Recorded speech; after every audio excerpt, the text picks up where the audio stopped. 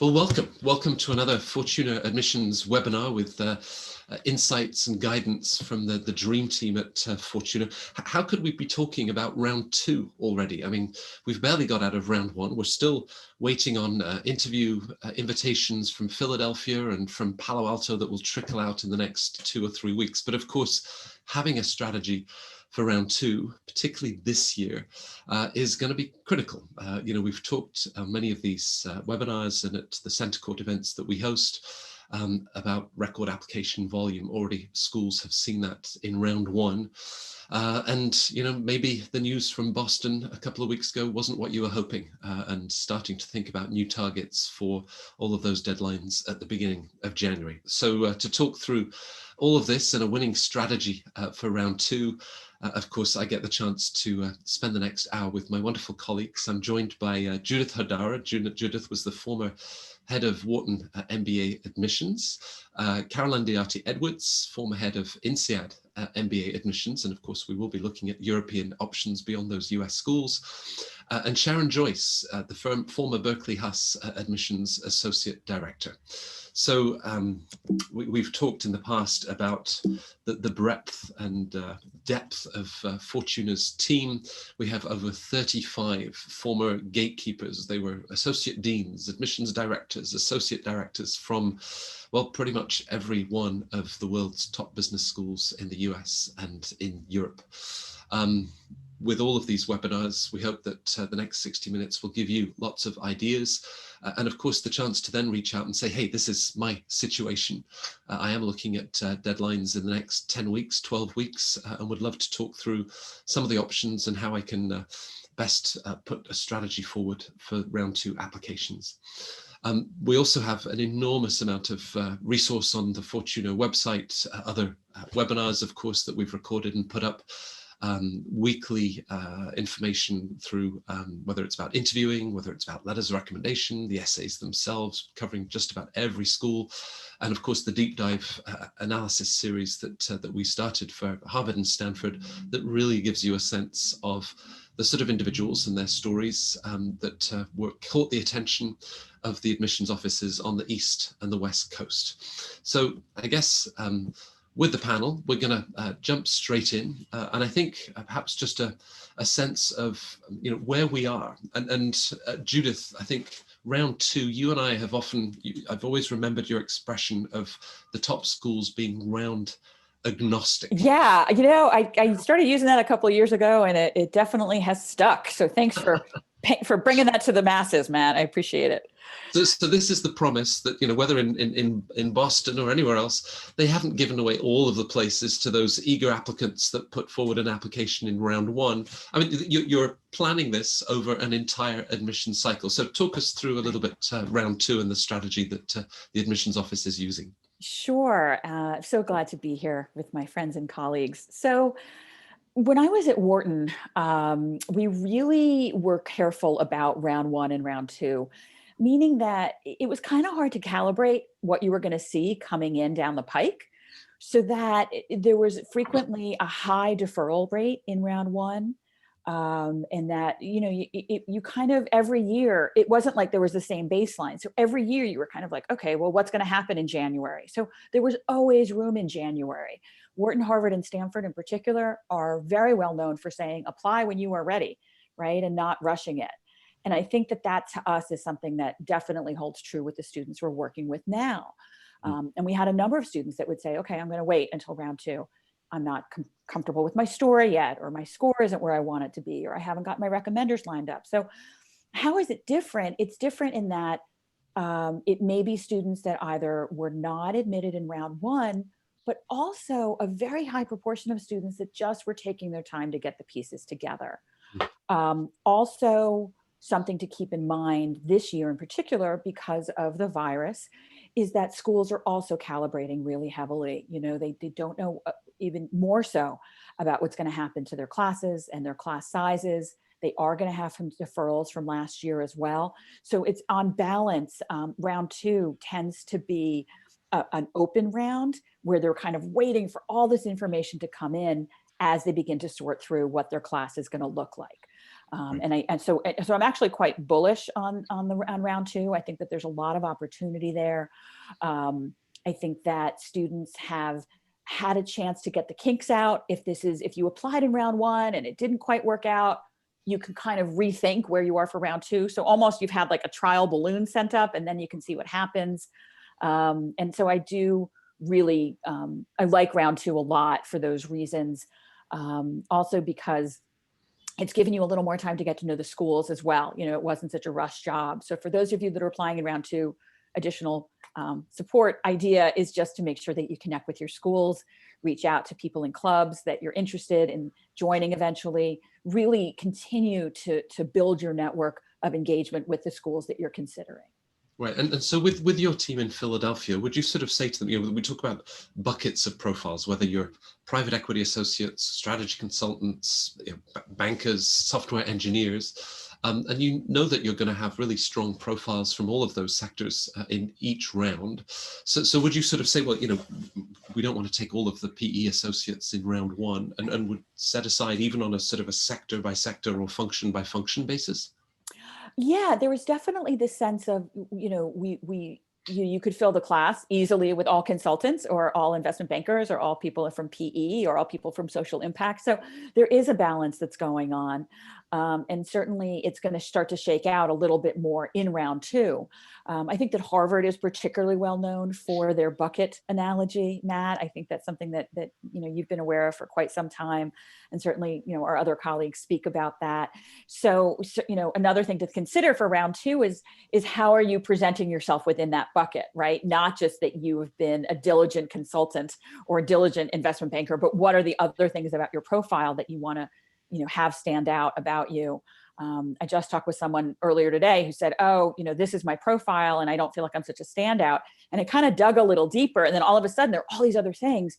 He happens to be an investment banker, but there are all these other things that I thought were so important that I was really glad to discover. So I guess, to go that 1 layer, 2 layer deeper is going to be really important in your presentation. Right. Now, Sharon, I'm going to come back to you to look at the international pool that's considering Haas and other top schools. But Caroline, I seem to remember, you were the admissions director at INSEAD for 7 years. Didn't you take a couple of doctoral students one year to sort of analyze, who's applying from what part of the world in one of 4 rounds for INSEAD that is then spread across 2 class starts? You've got your September and January class. So talk us through a little bit of the flow across 4 rounds and therefore the opportunities that individuals have as they look at January deadline, which becomes round 3 for September 2021, and then having that following January class start window that opens up very soon after that.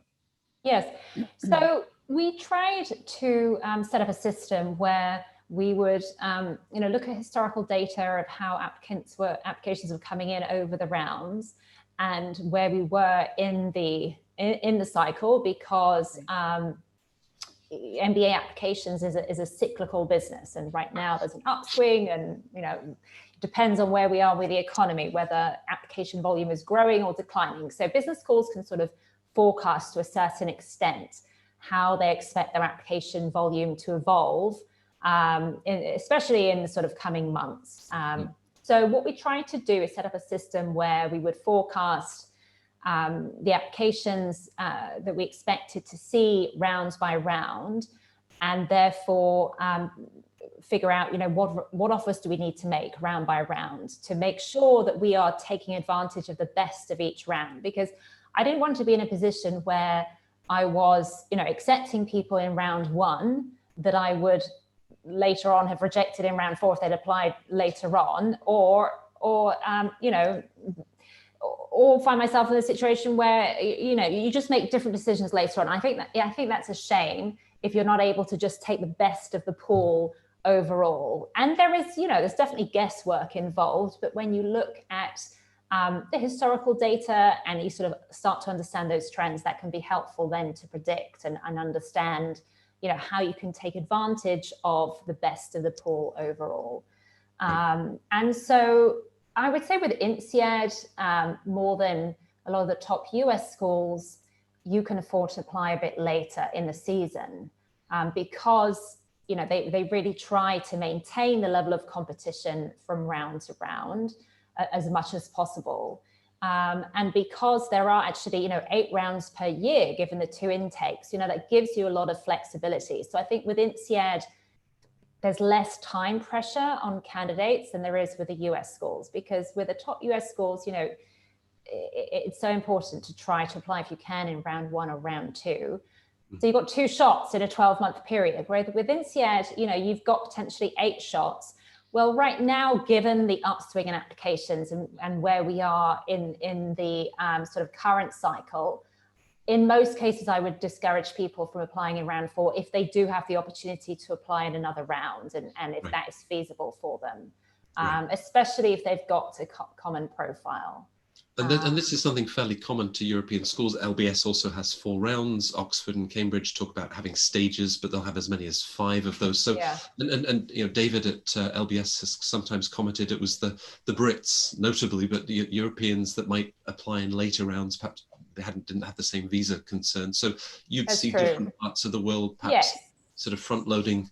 Getting in their application. I think Americans tend to apply earlier, or US-based candidates, because they're often on that cycle of looking at the top US schools or an international program like INSEAD or London Business School. So they may be more inclined to start earlier in the season, whereas someone who is based in Europe and really focusing on the European schools might feel less pressure to get their application in sort of September, October, or January. Right. Sharon, if ever there was a case to have not an M7, but an M8, I think we'd be pushing Haas into that list. That's always been my personal position. And of course, when you look at, over 3,500 applications last year for just 285 places in the Haas program, that the program's filling quickly. Would you and the rest of the team see applications in round 2 and have a sense, maybe this candidate has applied to other schools in round 1 and we're a sort of a second choice? And if so, presumably the advice to make sure that you don't feel that way. I think that, well, first of all, go Bears, and thank you for that. I think that Pete Johnson would be really happy to hear that commentary as well. I do think that when we were reading through applications, knowing that we had a pretty competitive neighbor within the Bay Area, there was always sort of that read to see whether or not someone really seems locked into the Haas culture. And I do think with round 2, making sure it seems like they really have done their due diligence, that they're talking about things about the Haas culture, about the 4 defining principles, things that really resonate with them in a very genuine and a very authentic manner, getting past just kind of the rudimentary web search, but mentioning things that you might have gone to or students who you've connected with in the program. And it's tricky right now, right? Because we don't have the same opportunities for these programs to host on-campus visits and coffee chats and things like that. But I have been really excited to see, though, at least the way Haas has been presenting lots of different online forums for students to be able to connect in, these different virtual platforms. They have a big diversity weekend coming up. And so I think that in terms of looking at round 2 applications, again, getting at what I said, to make sure, though, that there really is some authenticity in talking about why you are choosing to apply to a particular program and having some firm evidence around that, I think definitely will help you as a round 2 candidate. Nobody wants to feel like they're kind of the ugly stepchild. So how can you mitigate that when you're putting together your materials to really, appeal to that program?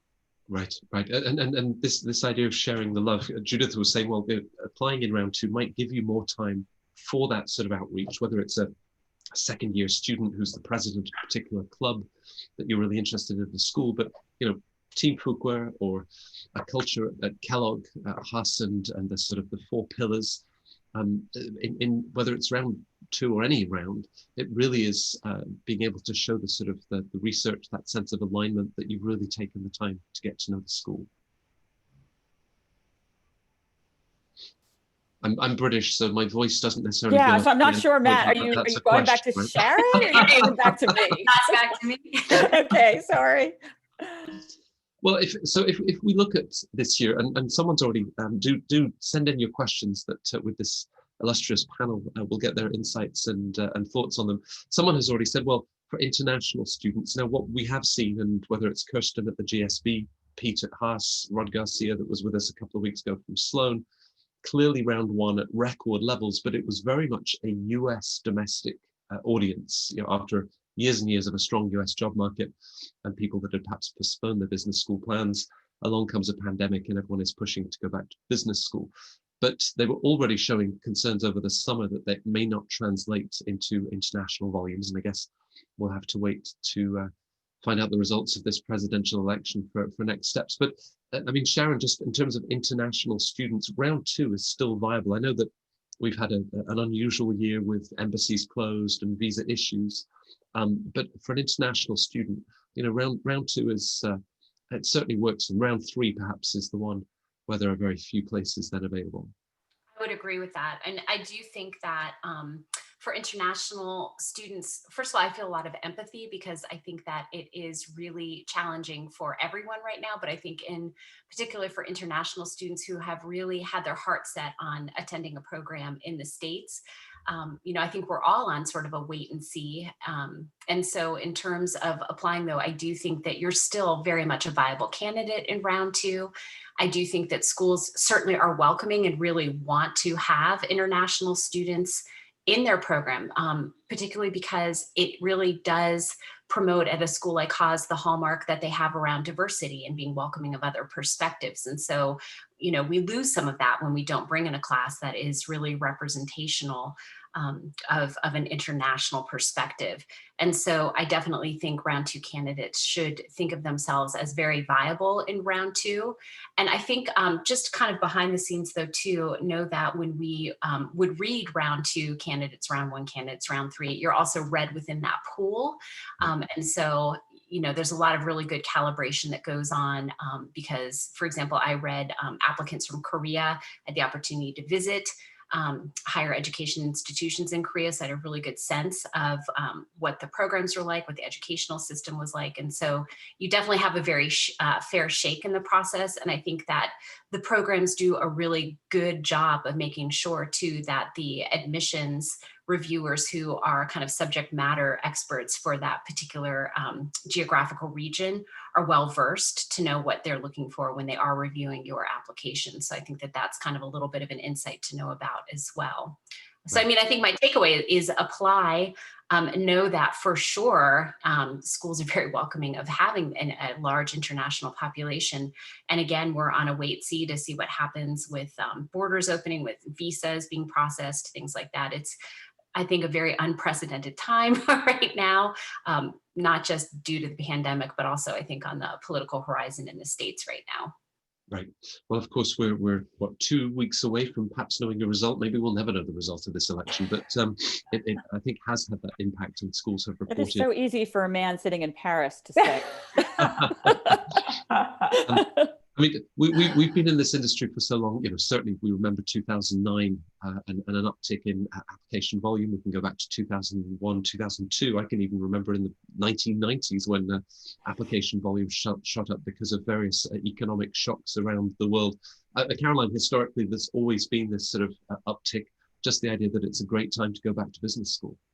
That's right. It is. I mean, one of the first things I did when I started my job at INSEAD, and it was fascinating to suddenly be part of the admissions team, to lead that effort and to get to understand behind the scenes how things worked. And one of the first things I did, because I had studied at the school 2 years before, and being behind the scenes is a very different experience. And I looked at all of the historical data for the admission statistics, and there's always a cycle, and it's correlated with the economic cycle. So as soon as there's a downturn, there's an increase in application volume, and it wasn't expected this year, right? The economy was doing very well. This came out of nowhere. No one predicted that there was going to be an upswing in applications this year, and it was a very rapid upswing because it wasn't a normal recession, right? Normally, when there's an economic downturn, it slowly kicks in.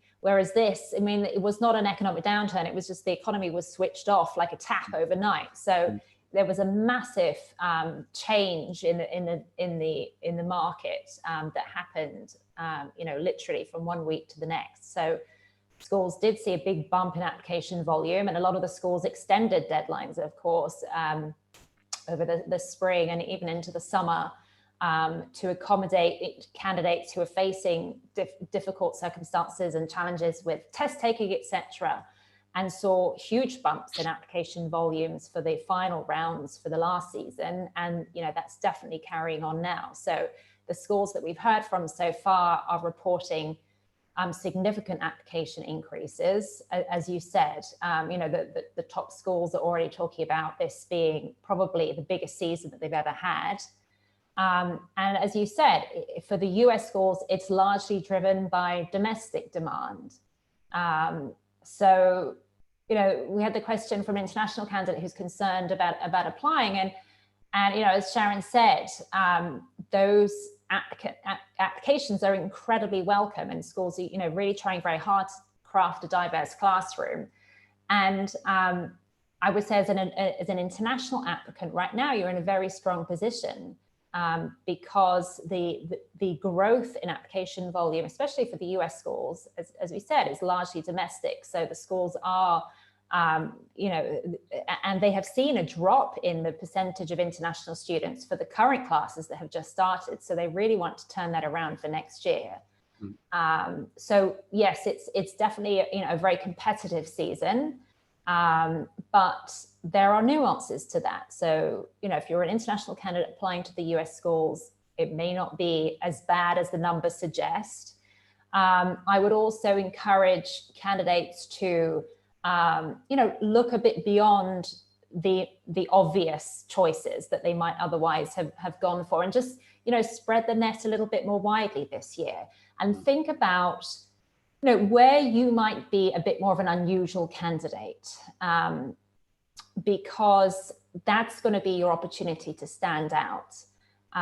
So, I would encourage candidates who perhaps are, concerned about being a domestic US candidate applying to the top US schools, maybe from, one of the big feeder industries, consulting, banking, etc. It's going to be a very tough season. So, think about some other options. And I would encourage those candidates to think about the international programs as well. Look at schools like London Business School, look at INSEAD. Fantastic programs, give you a more international experience and exposure than the US schools. So if you're thinking about potentially having an international dimension to your career in the future, then those schools could make a lot of sense in any case. So that's just one example of how you could put yourself into a pool where maybe you'll stand out a bit more than the schools that you were initially thinking about. Right, and clearly people are thinking of those options. London Business School had to push back sending out interview invitations by 10 days to buy themselves some extra time to read the sheer volume of applications in round one. Now, Judith, it must be desperately disappointing for Blair at Wharton, or Amanda and Michael at Columbia, typically programs that are welcoming 35, 38, 40% international students.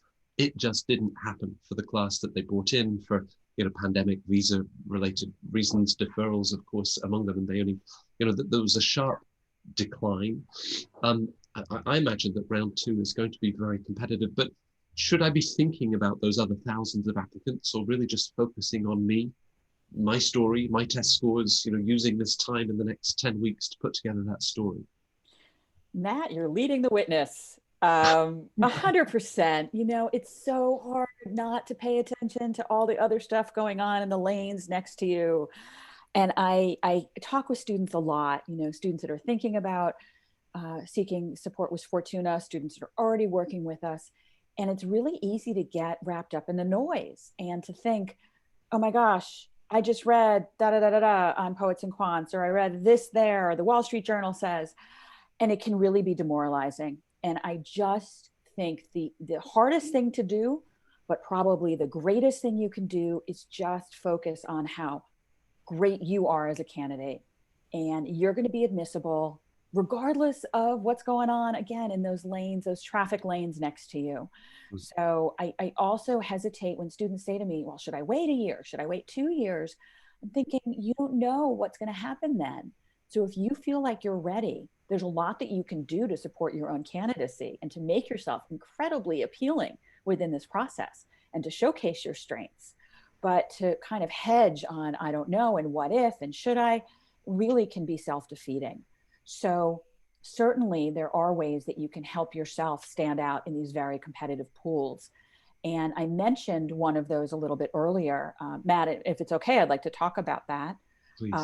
Really thinking about beyond what you do for a living, and beyond the professional growth that you've experienced in your career trajectory, considering all the other things that a school may not know about you. How did you get to this place? What is it that makes you tick? What are you excited about? And you may or may not be applying to schools that ask those questions specifically, but I think that it's really important to have that come up within the context of the application. So maybe it comes through on your letter of recommendation. Maybe it's a line on your resume, something that kind of talks about other things that people may not know about you. But your goal is not to be seen only as a person who does X, but a person with specific traits, with specific interests, with specific background information, with great things that they're bringing to the community. You know, schools aren't looking to you because you're really good at being a consultant or being a school teacher or being someone that runs the numbers. Schools want to bring you in because they want you to join their community based on all these other attributes and abilities that you're bringing to the table and bringing to the campus. So again, I think the easiest delineation is to say, okay, oh my goodness, there are all these people with a 770. There are all these people that are also coming out of, you know, my consulting firm. There are all these people who, and you know, you can fill in the blank, but no one has the combination that you have. And your goal is to make the reader, and all of us on this panel, you know, and Matt comes to it from a different perspective, but all of us were reading through. And 770s were not that exciting to me, honestly, unless they had something else with them and something else that was allowing me to really connect with that writer and connect with that person that was coming across in the application. So certainly, yes, a competitive year, but 100%, I really believe in the power of the personal. And that to me is what you could be thinking about for round two. Picking up on that, because we're getting some absolutely wonderful questions coming through. And Sharon, I just want to share this one where an individual consultant who typically career focused on the energy sector, but at the consulting firm worked over the summer on a COVID testing program. So it's been a pivot in terms of sector and skill sets. Now, of course, you know, lives and perhaps the focus of our work that's been changed over the coming months, as schools then look to see impact, whether it was in that traditional focus on the energy sector or how they picked up and ran with a COVID testing program at work. You know, in some cases, now applying in round two has let that arc reach a point where you can really measure the impact of what they've done. I mean, that's going to make for a great story to share in the admissions office. I think that would be a fantastic story because, as Judith was just saying, it's something that will be a point of differentiation in sort of the sea of consultants who are applying. And so I wonder too, I mean, I guess my question would be too, if you've not submitted letters of recommendation, but you know, you've secured them earlier on, I would revisit and have at least one of your letter writers too, if they're familiar with this project, make sure that they incorporate that into a letter of recommendation as well. I think it shows your adaptability. If you had a chance to be part of the initiation of this process or that project, I think there's a lot of traction that you could get out of this, this component that has become an offshoot of what you were doing in your day-to-day. And I think it's really interesting. Like, I would want to read about that because I think we're all so fascinated by this. So again, I would definitely find ways of leveraging it, you know, have something that points to it in one of your essays. You know, Stanford does give you the capacity to submit some additional essays that talk about a time where you made impact. And right away, I thought about that. Like, that would be a great place to insert that. Make sure that you've updated some of your resume to incorporate that work as well. And then, like I said, revisit one of your letter writers and see if he or she would be willing to kind of recraft maybe some of the things that they've already written, so that in these round two schools, they're able to also hear more about this project that you're involved with, because it is really cool. It's really interesting. Right. So there's a whole 4-month window between round one in September and round two in January, and these sort of opportunities. It's not that you've ditched the career plans that remain in the energy sector, but you know, you've shown tremendous adaptability and the impact of a project like that. So we're getting a few questions. I think, people sort of asking themselves, great, okay, I've got 10, 11, 12 weeks. How am I going to pull everything together? That will include the GMAT or GRE. There are a handful of schools, MIT Sloan and Darden, that are talking about being test optional this year, a waiver, and I'd like to include that in our discussion too. But let's focus on that timeline. So who wants to get started in terms of how we're going to really optimize the next 2 or 3 months working with recommenders and sharing our story? Who wants to start with this one?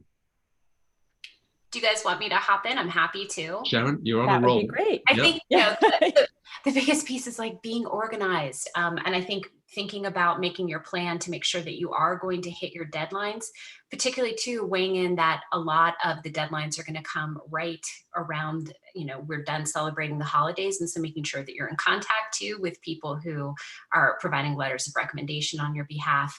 I think the biggest thing is making sure that you have your test scores in hand.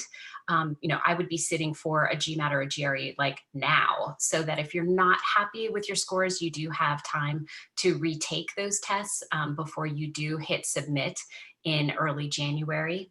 I think that, as we've already been talking about, making sure that you're doing research on the programs that you think you are initially interested in, but I would also caution not being super myopic about it and making sure that you do cast a pretty wide net this year, knowing that this is going to be a competitive cycle. And then also, within sort of this research of looking at schools, making sure that you are signing up for some of the different webinars that they're offering. And then also, so any sort of networking that you can do. Do you have, a friend's cousin who went to Haas who maybe would be willing to, do a Skype chat with you or, a Zoom chat with you to learn more about the program with some firsthand knowledge about their experience there as well. Do think about dusting off your resume if you've not spent any time on that. All of the schools in some form or fashion are going to ask for a one-page version of your resume. And so making sure that you are working on that, working on your test scores. And as Judith mentioned too, like on the resume, are there little kind of tidbits that you can interject that really show more of your personality? I'm a huge fan of the other section where students are able to put some, cool little things about their hobbies or about traveling. And I do think at Fortuna, though, we really do push our clients to think about not just saying something like, I like to travel, that's pretty generic. I had a client who circumnavigated islands in Croatia single-handedly on their own sailboat. And so they found a way to blend that in because it's a really neat kind of fact about that person. One thing though, too, I would say in terms of securing your letters of recommendation, and perhaps Caroline and Judith can concur with this, but I remember sometimes being I wouldn't say disappointed, but I'd be really jazzed about an applicant. And then I would get to the letters of recommendation and they fall flat. They didn't really help kind of highlight some of the stories maybe that you've already said about your work experience, or they read very similar to each other. And I would really encourage people to think about being strategic in how your letter writers are helping to position you to an admissions committee. I would recommend having maybe one letter writer come at an angle of talking about your analytical skills, your intellectual capabilities, your readiness to do really great work at a top flight business school program, and then potentially having the second letter writer talk more about your emotional intelligence, how you're welcoming of other perspectives, that you're going to be someone who is a great teammate on group projects, class discussions, things like that, because you want to learn and grow with others in the business school programs that you're targeting. And then in terms of some of the things we've already said, though, before you start writing essays and things like that, I really do think it's important to be self-reflective and really do think concretely, like, what are your short-term plans and what are your long-term plans? Why are you applying to business school, and why is this the right time for you to go? Knowing too that it is a pretty competitive cycle. And so really being able to answer those questions with some authenticity, and then also really having some good reasons why you're targeting the programs for which you plan to apply. So those were kind of my timeline questions. Again, being organized though too. I like to, with the clients I work with, we work with a calendar, moving backwards from deadlines and having weekly things that they need to be accomplishing. It's really easy to lose your accountability when there's so many good things on Netflix to watch.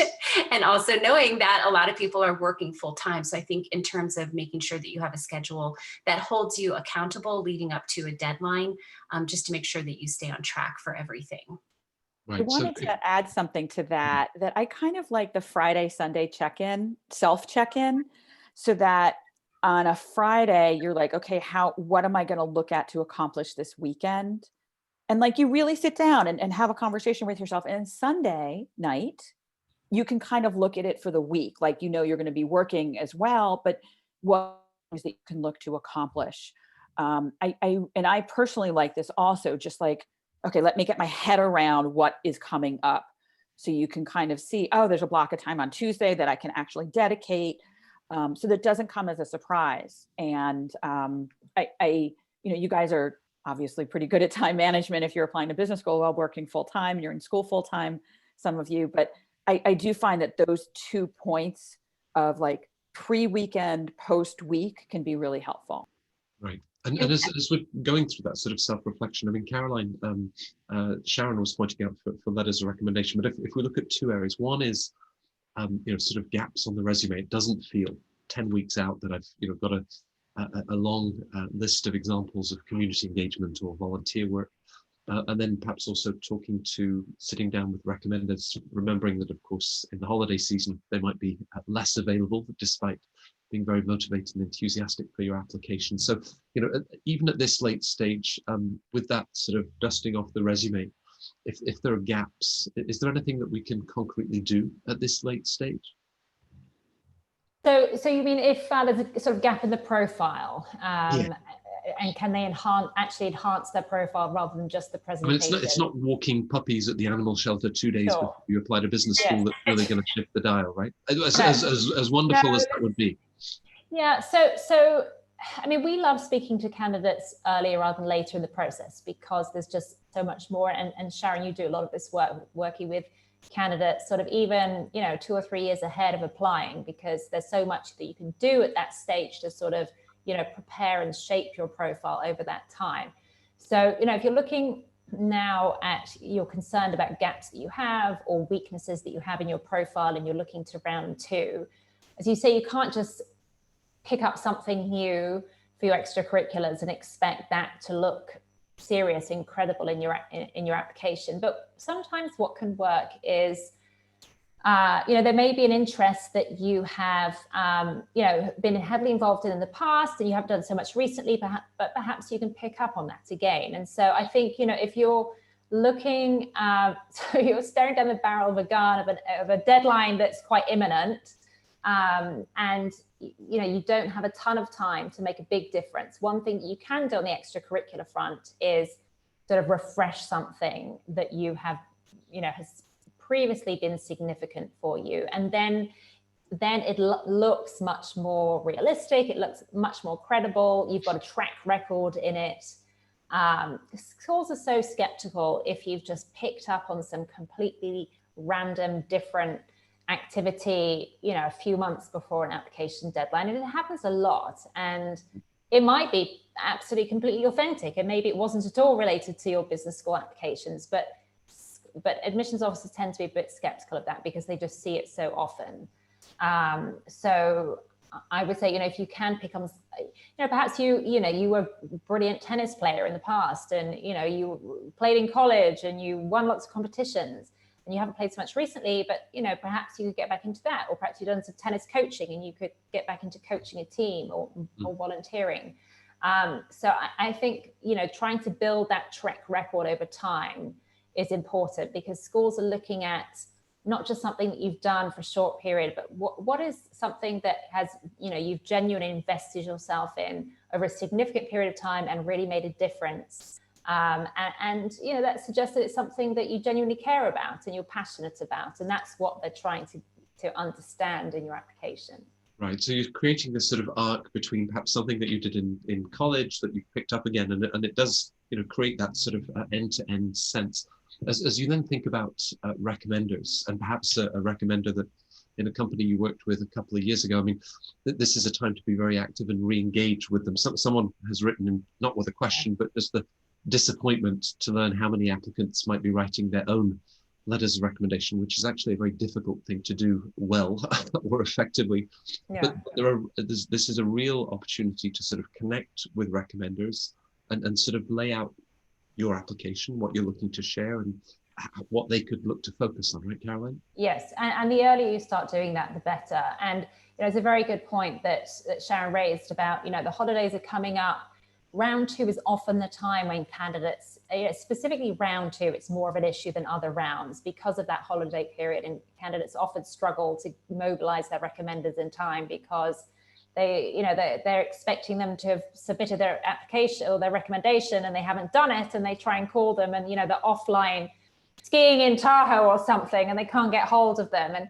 And Judith, Sharon, and I have all had calls from panicked candidates at deadline time because their recommender hasn't submitted, and what did they do? And they've submitted everything themselves, but can they have a grace period of a few days or a week for their recommender? And you don't want to put that stress on yourself. So definitely, particularly for this round, just early planning is critical. And yeah, I mean, just sit down with them and spend some time talking through your goals. As you alluded to earlier, sometimes at a far reader will start reading an application. Sharon said you get very excited about this candidate and then you turn to the recommendations and it can fall flat. And it's such a shame when there's just this incoherence between how the candidate is presenting themselves and what the recommender is saying. And often it's just a miscommunication because, maybe the recommender doesn't really understand what business school is about and what the business schools need to understand and what they're looking to learn. It's much easier for a recommender who is a former, is an MBA alum, who is a partner at McKinsey and has written, hundreds of recommendations. That person will absolutely know how to do this and what the process is. Also, then there's a risk that they sort of churn something out that looks like every other recommendation they've written. But it often happens that candidates will get recommendations from recommenders who are new to this, right? And so don't assume that they know what is expected of them. Don't assume they know the level of detail that is required. And don't assume that they remember all of your wonderful accomplishments. I've had people come to me and ask for recommendations for different things. And then I'm sort of scratching my head trying to remember, okay, this person worked for me 3 or 4 years ago. They had a role in this project, but what exactly was their impact versus someone else on the team? What would I say is their key accomplishment? It can be hard sometimes when you're managing lots of people to recall exactly, what was the highlight of that person in that role? And what are the details? What are the best examples to give? So you really should be discussing that proactively with your recommender and not just assuming that they will come up with the goods themselves. Right, and they can do a lot of the heavy lifting if they're sharing, really insights and perspectives on, your impact, performance. Then that gives you freedom to share a far more personal narrative, I guess, in the essays themselves. Now, as we think about the essays, Judith, and candidates that are looking to stand out in any round, but we're focusing in today's webinar on round 2. Just a very quick question before we move into perhaps more illustration. If a candidate at this point has, a 700, a 710, and it's a fairly well balanced in the 2 sections of the GMAT, there's an opportunity cost, right, of them now throwing another 60, 70 hours at test study to try to squeeze 20 more points out of this test and meet a Wharton or M7 average GMAT score. What's your advice to sort of say, what, that score is going to be good enough and you'd be better focusing your time, spending your time on the applications and the recommenders? I really think that, as I said earlier, it's not all about the score. And I know that my colleagues would agree with me, that there's a lot of good that can come out of honing your narrative, getting your recommenders on board, not waiting until the last minute. And, a 720 isn't going to change the sort of the path of your narrative, the way a good narrative is going to change the path of your narrative. So I would say don't spend the 70 hours. Look for other ways to highlight your quant ability. It usually is a question of quant, right? Have your recommenders mention how quantitatively able you are. Make sure your resume has a lot of, if you need it, quantitative bullet points that are showing your mastery. If you absolutely need to, do an additional essay that draws attention to your undergraduate ability in quant, or the fact that you have a class that you're currently taking in statistics or finance or accounting, which sometimes we recommend, forming an alternative transcript. I really think that there is the law of diminishing returns on the quant section, and on the GMAT GRE, especially at this stage. So I'm very much a proponent of, okay, I'm at a 700, I'm going to leave it. I'm going to get everything together. Look, if you're close to deadline and you've got some time and you want to try again, yeah, but I wouldn't do it now, because you don't want to start these applications any later than sort of next week, to be honest with you. You really want to be able to give yourself a full 8 to 10 weeks to engage in that self-introspection and that awareness. So I know, I'm sorry for anybody on the phone from a test prep company, but I really feel like you want to turn your attention to working on the narrative and leave the numbers where they are for the time being. Now, Caroline has talked about, ensuring that there's real life and energy and insight in letters of recommendation. Sharon was talking earlier about those personal stories and how they can lift. But from your experience, what are the areas that we should now be focusing on? How do we use these next 8, 10, 11, 12 weeks? And thinking in terms of who I'm competing with, because I guess this notion of standing out, if we have someone who's shared that, they're perhaps a less traditional profile, they're not one of the consultants, bankers, or engineers. So also being cognizant of the subset of the pool that you're in. But what's your guidance to stand out? So I want to go back for a minute to letters of recommendation, and that it really is the candidate's responsibility, not just a gentle suggestion, but you can manage this, right? So you can provide the details and the hints of the narrative.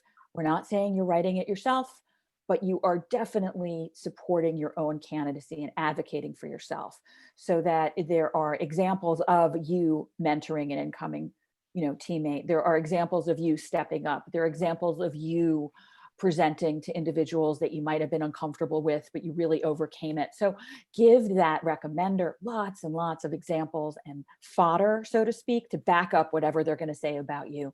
Not only are you one of the top, but this is why. So those kinds of narratives can be, and examples are really impactful.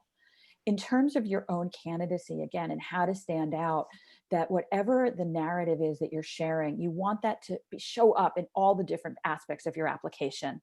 So at Fortuna, we don't look at them like, oh, here's your resume, here's your letter of rec, here's your online application, here's your essay. We really look at it as very much a narrative, a thread that's going to come up in many different ways throughout the course of that package that you're creating. And when I was at Wharton, and I'm sure my colleagues would agree, those are the kinds of applications that really stood out. The ones that had a thread that made sense from start to finish. And it wasn't sort of dribs and drabs of information coming from different areas, but it was very much, I think that somebody earlier said, it was a cohesive conversation about who you are as an individual. So how does this come out? This comes out through a great hook. You want to get your reader engaged with what you're saying. You don't necessarily have to start out with a major deal that you closed or a client that was happy with your work, but you could start out with something that happened in the 6th grade, that really gets the reader engaged and on your side, promising you 2 or 3 lines at the beginning, have the reader understand where you're coming from, and then you can move into your accomplishments and what you want to do with them at business school. But I'm not alone in that I'm a sucker for a good story, especially in the beginning. And then that narrative does come up again throughout what you're talking about on your resume. And don't forget that those online application forms can also be really, really important. Not just a chance to regurgitate what's on your resume, but to share some additional information and insight. My colleagues and I like to refer to it as real estate. So if you think about this whole thing, you've got a lot of real estate to work with. And it's a great way for you to really make your point across a variety of methods within the context of the whole package. Right. And perhaps the sort of introspection that Sharon was encouraging, just the self-confidence. The schools, the great majority of them have word limits. So you can't pack everything. Oh, there's one more thing I want to tell you. And then I achieved this. And did I mention this already? Perhaps even bearing in mind the interview is another great opportunity where you can share some of these stories, but it's sort of laying everything out, I guess, and thinking what would work well in that biodata part of the application form. Now, Sharon, we talked about how to stand out, but equally, of course, there are mistakes that you can make along the way. And if candidates are looking in round two at maybe a wider range of schools, there's always this classic story of applying to school A and including school B. I mean, you did see that, right? You would see applications to Haas and it would have the GSB or Anderson or another school listed halfway through the essay. It really does happen, right? Oh, yes, it really does. And you think, boy, they're really not good at editing. So, and it's an attention to detail. So, that's a hard one to overcome and to recover from. I mean, I think the pitfalls are sort of already been embedded into some of the conversations that we've had of just not taking time to be really thoughtful about kind of your personal brand. What are you putting out there for the school, and how do you appeal to them?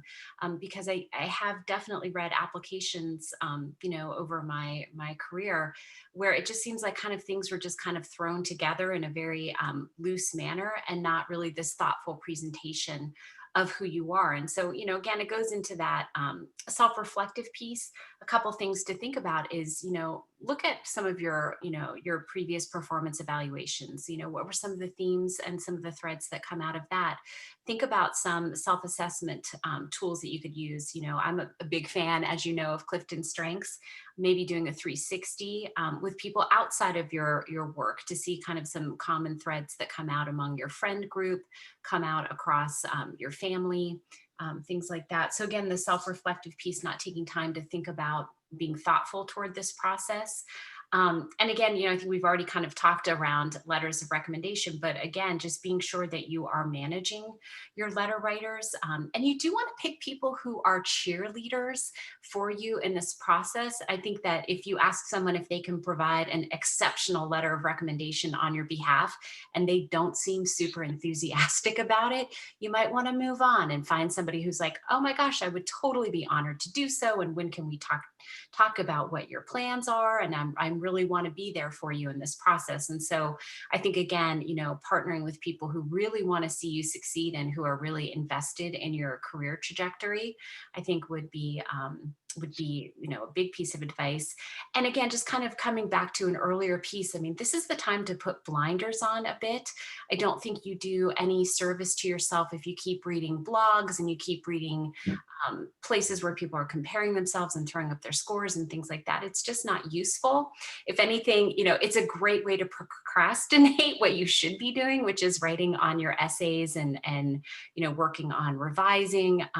But again, I think that making sure that you're just really managing yourself and how you're putting yourself forward to your schools. Now, if I can reframe the question, Caroline, perhaps that pitfalls is one way of looking at it, but sometimes just lost opportunity or missed opportunities. Whether you're the first member of your family to go to college, and the challenge that was for you at a personal level. I remember Melissa was working with a client that sort of almost apologetically whispered that she had at one stage had danced for the Bolshoi, but figured the business schools just wouldn't be interested, and yet it spoke volumes about dedication and professionalism. So you've seen these lost opportunities, things that the candidate may not realize are a great opportunity to show how they've overcome a given situation. What would your advice be on that? Yeah, it's very true, Matt. And thinking back to the days of reading INSEAD applications, and there's the schools really want to get to know you as a person. And so most of the schools are asking questions to delve into not just your professional accomplishments, but, what is it that makes you tick? What do you care about? And they want to sort of understand you as a multidimensional individual, not just, otherwise they would just ask for your resume. And, INSEAD has this wonderful question, the candidate description. So in one page, describe yourself. And other schools have different versions of questions like that. Stanford has that very challenging question of, what matters to you most and why, which is somewhat similar to the INSEAD question, but much more focused on a sort of single theme.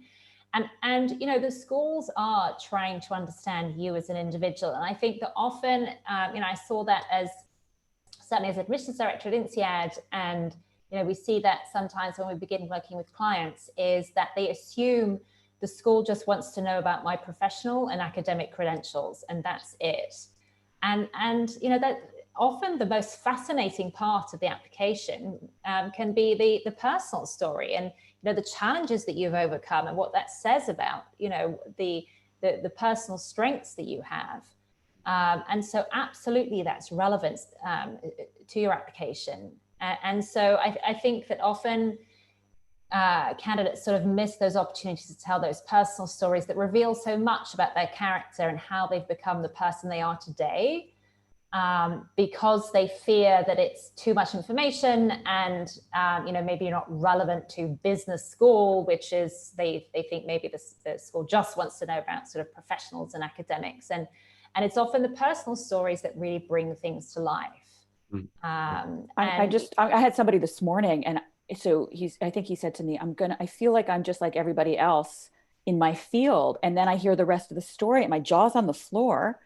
And I'm thinking, I really hope that this is what you talk about. Like I said, P.S., next time you talk to somebody like me, do not start with, I'm really worried that I'm like everybody else in my field. Like I was just blown away. I was amazed at where he's come from and what his background was. And so, yeah, what he does for a living may not be, quote, that unusual, but everything that comes before that was like, yowza. So I agree with you. Between the three of you, you have read, I'm sorry to hold up this mirror to all of you, but you've read tens of thousands of applications. And with that volume, you're making us sound so old. It's not that the person needs to be boastful, but you didn't have the bandwidth to be able to read between the lines and say, oh, well, maybe this implies that they overcame. We do need to bring these stories to light. And perhaps, Judith, the person you spoke to this morning, that can be a real focus of what they share with the school. Yeah, we all had a moment with a client where, as we're starting our initial work with them, and they bring something up that they think is just maybe, like you said, like insignificant or kind of silly, and they're like, "Oh my gosh, why didn't you tell me about this sooner? Like that is so cool." And let's unpack that a little bit more, because that's going to be something that's going to resonate with an admissions committee. Right. So we have 2.5 to 3 months. Realistically. Surely if I talk about how I'm going to contribute to the Wharton community, then I can just switch and plug in New York and send the same application to Columbia and then keep moving. INSEAD and LBS, don't they want the same things? Just to all three of you, what is there an answer to this one? How many schools should I apply to?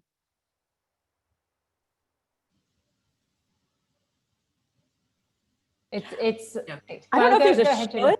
There's a could. I mean, can I, like physically, right, Caroline? I mean, I don't think there's a magic number. Go ahead. Sorry. Well, I would say, it's difficult to apply. I think in a single round, it's difficult to do more than 3 or 4 applications really well in a single round.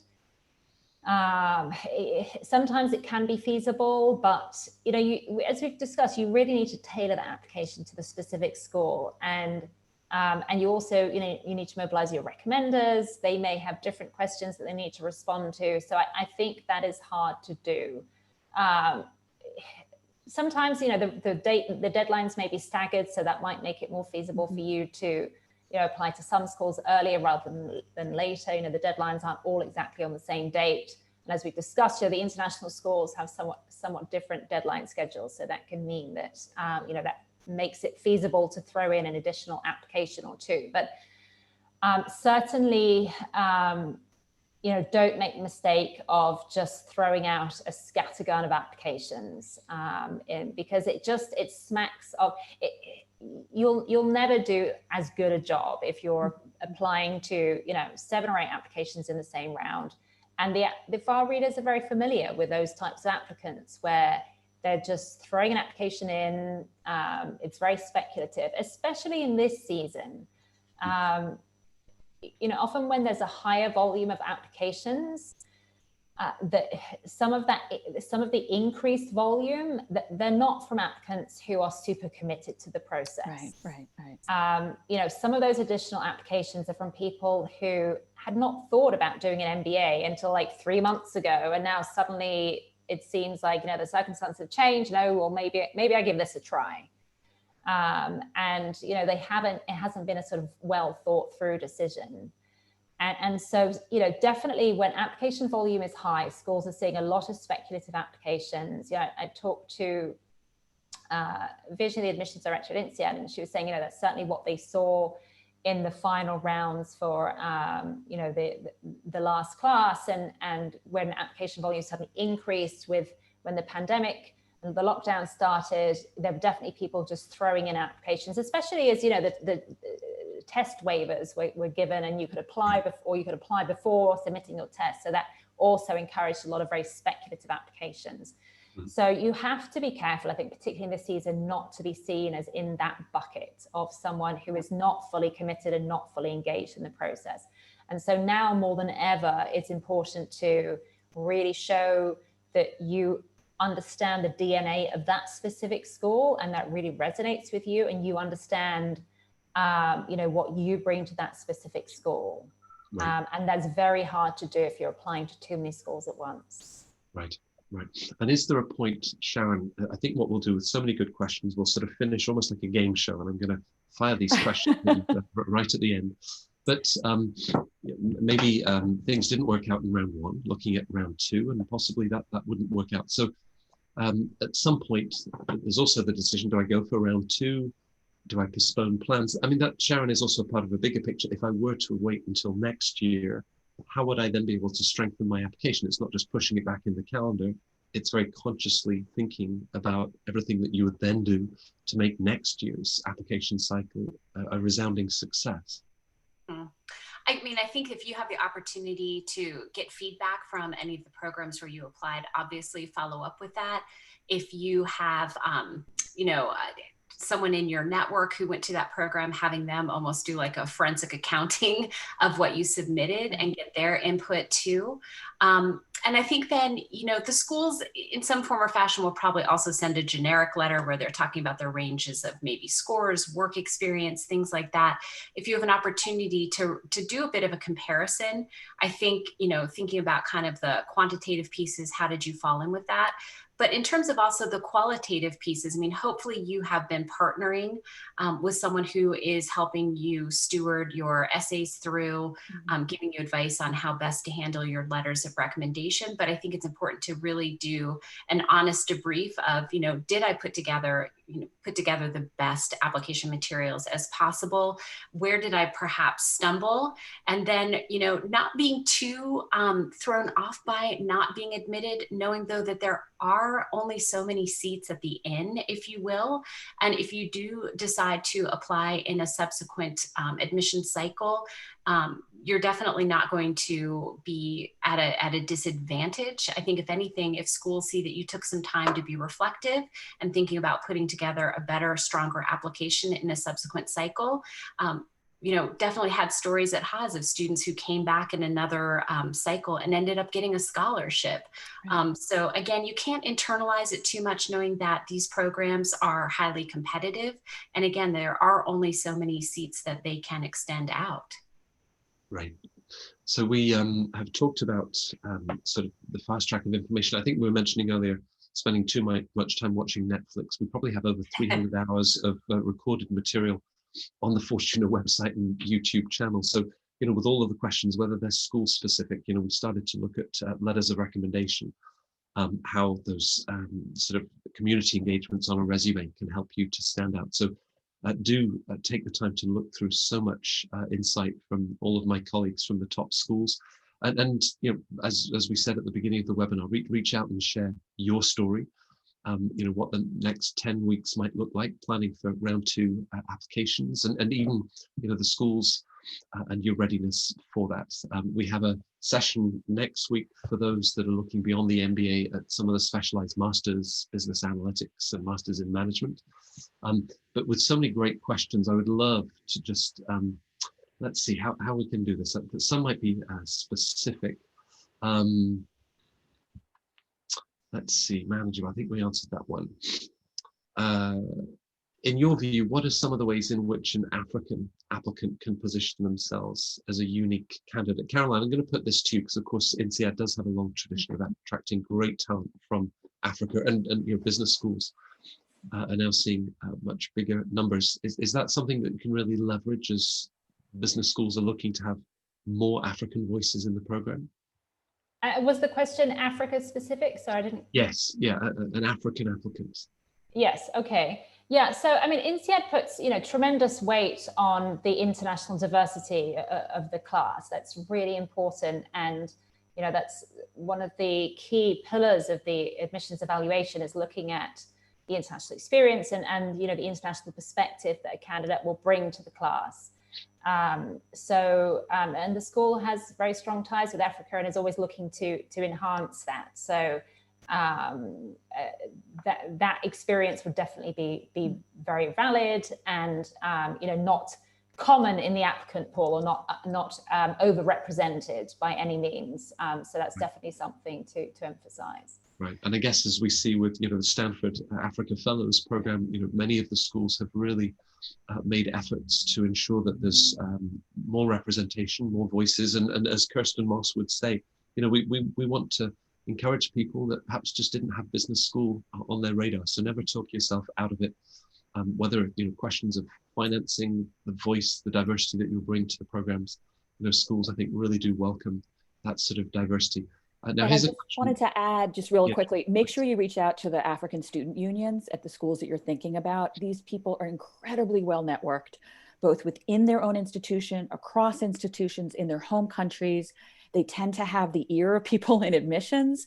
So I really learned this when I was at Wharton, that there was like a string of people that were coming from certain countries, because I was getting to see them because of the people that they knew that were kind of saying, hey, this is so-and-so who I worked with 5 years ago. Do not underestimate the power of reaching out.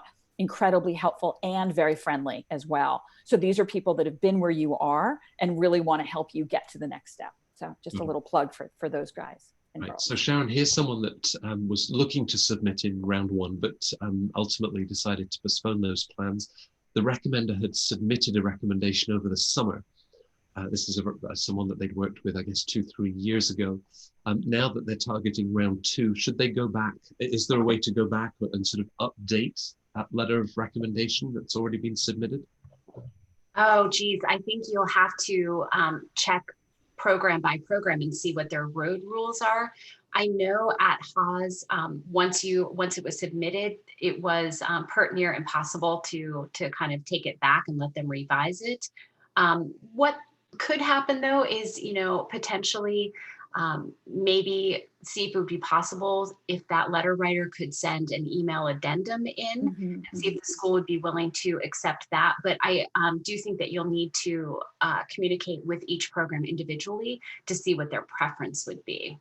Right, great. Caroline, engaging with the admissions team, you've given lots of advice, with alumni, various groups, the president of a particular club. In terms of the admissions team itself, is it too late to have discussions with the MBA or exec MBA teams, or will they think at this stage that you're not serious? If you're starting to engage with them now for round two? Yes. Yeah, no, it's always good to be on their radar screen. And, as we've mentioned, it can be more difficult right now because when, students or candidates aren't able to visit campus, there aren't all of these, wonderful presentations, the road shows all over the world that the schools would typically do. So there are not the same sort of physical opportunities to meet that you might previously had. But you need to compensate for that by doing more virtual networking. So don't think that because those opportunities are off the table, you don't need to make the effort to reach out. You don't need to network. You don't need to do all of that research. It's as important as ever, if not, as we've said, more important in this season. So definitely, you need to build your connections with the schools and, look for opportunities to interact with people. And the schools are doing a lot of activities online, chats and presentations, etc. So you definitely should be taking advantage of those. And in many cases, they'll give you opportunities to chat with people in the admissions team and get some questions answered. So take advantage of that, because it helps you to be a well-informed candidate and better understand what your fit is with the school. And, you know, what I've seen so many times is that candidates who've really made the effort to get to understand the community and understand, you know, deeply what it's about and how they, you know, could potentially fit within that community. They write a better application. It's just easier for them. But even more than the written application, they just shine so much more easily in the interview, because they're just able to make that connection with the admissions officer or with the alum interviewer, because they have that sort of, you know, deep understanding of what the school is about, and that is very difficult to fake. Right. In such a turbulent and challenging year, ideally, Judith, I guess, you know, we've got this onward and upward fast track professional career path, one promotion after another. But, you know, there is a reality that for many individuals in sectors where that they've been made unemployed, but they're trying to do other things. One of the questioners is doing a virtual children's rights volunteering work. How are schools going to look at it this year in the context of a pandemic and someone that's applying that isn't currently in a full-time professional position? It's a great question. And not surprisingly, I think schools are really looking for the ways that you're spending your time if you've been made redundant for any reason. So doing this kind of work continues to grow your profile, shows your depth of engagement. You're not sitting waiting for the next thing to happen. You're being proactive and engaged. So whatever that looks like, if it's an unpaid internship in an industry that you're thinking about, if it's working for a nonprofit, if it's, you know, taking classes in an area of interest that you have, it's a long time to do nothing. So doing something that really resonates with you is incredibly important. And again, I think that admissions offices are very aware of what's going on. They see on their own campuses, you know, what's happening in terms of, you know, students not being there and what that means for staff and faculty. So this is something that they're very attuned to. And if you're able to find something that really feels good and fulfilling and engaging, I 100% think it's a terrific idea, obviously, and something that admissions offices would completely support. Got it. Every week, Caroline, you record a podcast with John Byrne, and I think you had this discussion where schools are looking to then waive GMAT or GRE requirements. If schools are evaluating students holistically, how are they then compensating? And you know, do you feel that there's a point where, you know what, you might be better even if they're waiving the GMAT to submit a score? What's your take on that one? Yeah, so I mean, schools have a lot of data points about academic ability beyond the test scores. So, you know, they scrutinize your academic track record, looking at your undergraduate transcript, you know, your GPA, how you did that. They really spend time looking through how you did on individual courses, and especially, you know, anything that's quantitative. So if you've got a really strong undergraduate track record, then and the schools is waiving tests, then you could potentially apply without a test.